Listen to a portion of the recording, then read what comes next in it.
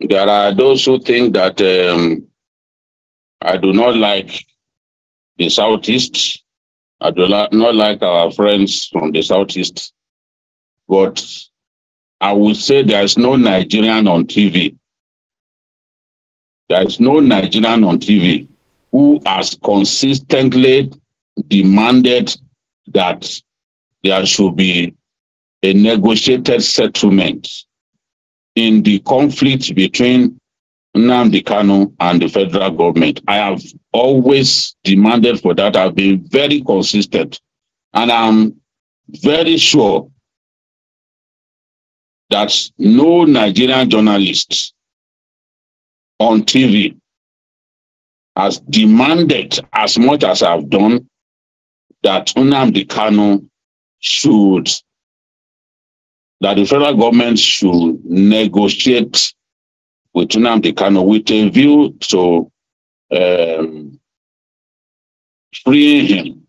But I've also said repeatedly that the settlement cannot be on Nnamdi Kanu's terms, that the government would have to give some conditions that Kanu has to agree, for example, to give up armed struggle against his country.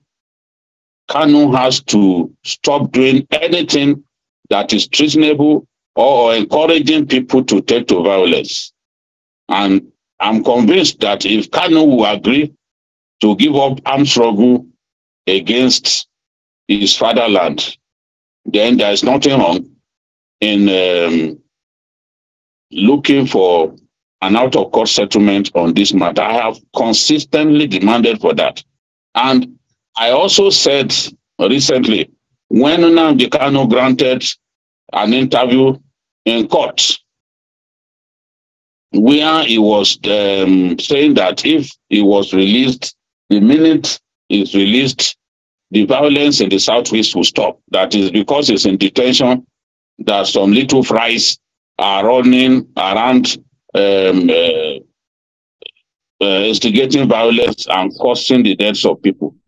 I said at that time that this indicated that Kanu was gradually softening up his position, that Kanu was gradually showing signs of someone prepared to give up his struggle in exchange for peace, because he spoke that day. And when he said that subversive actions against the government were being carried out by some people, all because he was not around, I almost didn't believe that it was Nnamdi Kanu that was talking. At that point, I felt, look, this is a clear sign that Kanu's position had changed. He is no longer the stoic, tough-talking and avant-garde secessionist campaigner that we had become accustomed to. I also said that following from what Nnamdi Kanu did when Senator Ifeanyi Ubah and Eze Chukwuemeka, the traditional ruler of Enugu Aguleri, Ogugad, which is the Ile-Ife of the Southeast, which is the source of the Igbo race. When they visited him in detention, in the DSS detention facility, Nnamdi Kanu agreed to out-of-court settlement. I mean, Nnamdi Kanu agreed not to out-of-court settlement. He agreed to put an end to the sit-at-home that he instituted in the first place. You know, sit-at-home was in response to his arrest and detention.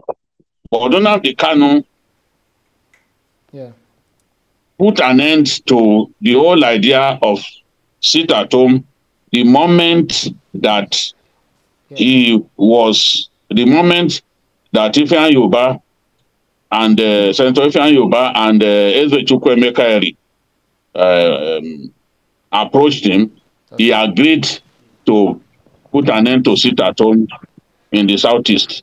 Not only that, Nnamdi Kanu also, he put it in writing. He put it in writing that he put it in writing in writing so that people will believe that it came from him. That from that moment there will be no sit at home in the southeast. So that was another sign for me that Nnamdi Kanu was prepared for peace, was prepared to give up his struggle in exchange for peace. And I will encourage the government to explore out-of-court settlement with Nnamdi Kanu, because I do not see what benefit will derive ultimately from continuing this trial. And Nnamdi Kanu too has seen clearly that he cannot defeat the Nigerian state. He cannot defeat the Nigerian state in this court battle and even in an armed struggle.